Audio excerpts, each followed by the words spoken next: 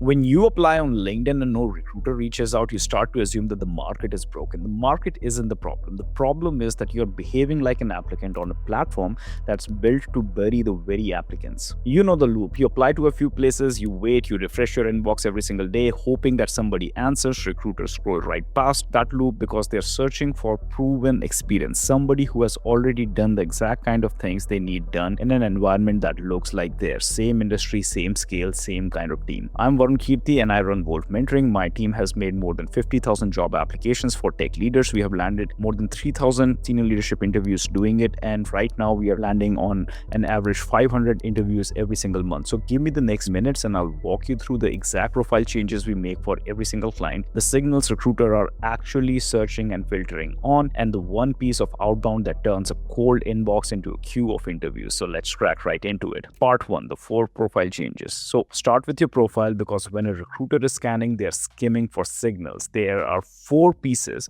of those signals that are live. The first thing we change is the headline, because it's visible before anyone even opens your profile. In that headline, you want your current title, the specific function you serve, and the company or the team that you serve it on. So the wrong way to write it would be a data leader at Amazon. The right way would be senior manager of data platform engineering at Amazon Ads. So you feel the difference. One is a label, the other one tells a recruiter what you run and where exactly. And then you add a couple of keywords that belong to your domain, and these are for humans skimming you. So a recruiter's eyes land on streaming data platform, petabyte scale, and they have context in half a second, and only keep the keywords that converge to one specific role. So if your headline says data, AI, MLs, and advanced analytics all at once, it converges on nothing, which means the recruiter cannot tell you what exactly you are. The second thing is your career history, and this is where they go looking for more validation. The headline was the hook. This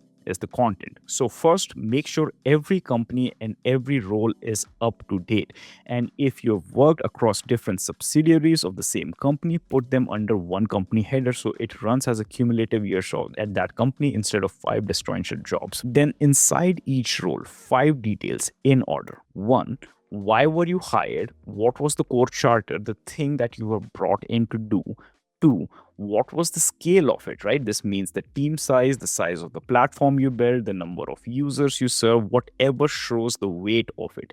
3, which needles did you actually move for the business? So think about the problems that your ideal hiring manager is trying to solve and quantify the outcomes that speak for those.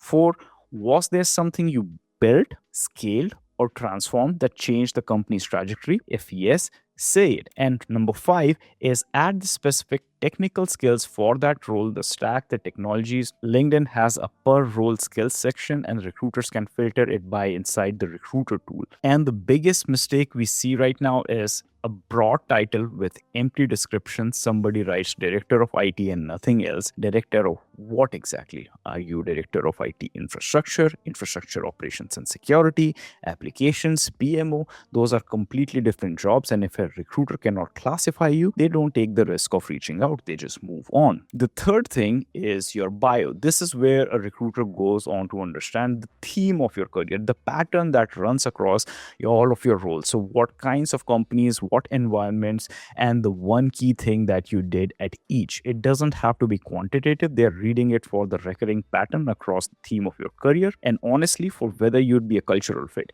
how you see yourself. It's a confirmation step. And the fourth thing, as simple as it sounds, is a professional profile picture. When somebody's hiring for senior leadership role, a clear professional face raises trust. I don't care who tells you otherwise. A clean cover image is also nice to have. The photo is not optional, however. That's the profile. Headline that converges, career history that proves, a bio with a theme, and a photo that just builds trust. Now, the part that most candidates never see, what recruiter is doing on their side of the wall. So let's move on to part 2, the signals recruiters actually search on. So recruiters these days are very clear on who they want, and the platform gives them the tools to identify the exact same person. This is the LinkedIn Recruiter platform I'm talking about. So let me show you what happens on their side of the screen. So first signal they look for is open to work. There is a setting where you can show recruiters and only recruiters that you're open, and it stays hidden from anyone who works at your company. So you want to turn that on. And on top of that, when you apply to roles, the LinkedIn classifies you as somebody who's likely to make a move, and it surfaces that to the recruiters automatically. So your activity is already a signal to the recruiter. The more you apply, the more likelihood it is that you will respond to a recruiter, and that makes more recruiters reach out to you, the right recruiters reach out to you. Then there is the search itself. Inside LinkedIn Recruiter, they're filtering by title, location, company size, years of experience, and even years in your current role. And remember, those per role skills from your career history, those are filterable too. Every one of those fields you filled in or left empty is a lever that either surfaces you or buries you. And the one that changes everything, the newest one, recruiters can now upload a full, precise job description into the tool, and LinkedIn's AI reads it, and then it goes and reads full profiles, the actual contextual information that you wrote, and then it builds a ranked list of candidates against that job description. So the AI ranks high confidence profiles first. If your profile is vague and broad, the machine can't be confident about you, which means you get pushed to the back of the list that no human would ever scroll to the end of. You're not getting rejected by a recruiter, you're getting buried by an algorithm before a recruiter ever sees your name. And if you get nothing out of this video, one thing, understand this: stop broadening your profile to fit every single role. Now I get it, it feels safer, and it's exactly what makes you invisible. So you want to go specific, go niche around what you have genuinely done with utmost honesty, and let the right recruiter find you, because the next role you land is going to be the natural extension of the work that you have already proven. So at this point, your profile is rebuilt and the signals are wired. Everything left is just the execution, and you can absolutely run it all by yourself. But if you're a tech leader who'd rather have our team run the whole thing done for you, the profile, the search, the outreach, the interviews landing onto your calendar automatically, that's literally what we do here at Volt Mentoring, end to end. If you want to check it out, the link is in the description. Now, the move that changes your response rate more than anything else, let's crack right into that. So here's part 3 of the video, the one outbound move.